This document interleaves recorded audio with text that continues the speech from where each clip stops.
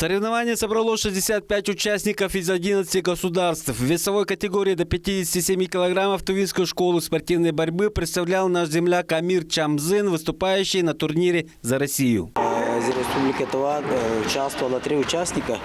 Это 57 килограммов Чамзын Амир и Монгуш Шагым и Монгуш Кюдер.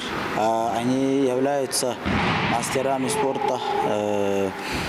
И Чамзын Амир своей весовой категории выиграл, провел 3 схватки. Это в первую очередь, это самое главное, это большой опыт для наших ребят. И еще один шаг вперед.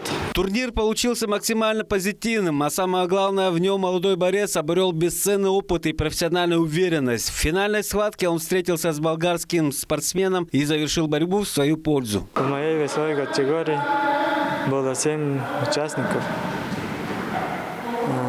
С 3 из них я боролся. Откуда они были? 2 с Молдавии и 1 из Болгарии. С болгарцем было тяжело, очень сильно. Сам по себе он был опытным. Не раз выступал в молодежных Европах. Амир сейчас учится на 3-м курсе Тувинского государственного университета на факультете физической культуры и спорта. Так как я учусь в физической культуре, спорт и учеба, они взаимосвязаны, дополняют друг друга.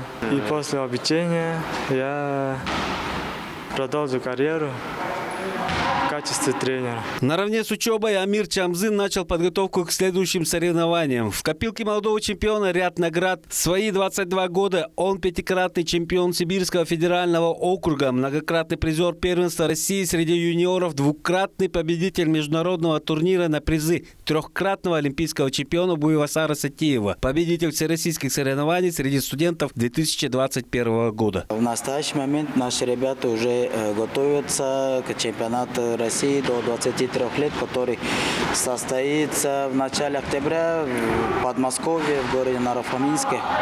Пожелаем успехов нашим спортсменам и достойно представить республику на всероссийском чемпионате. Сайгын Бирбюч, Айхан Донгак, Мирана Иргит, Тува 24.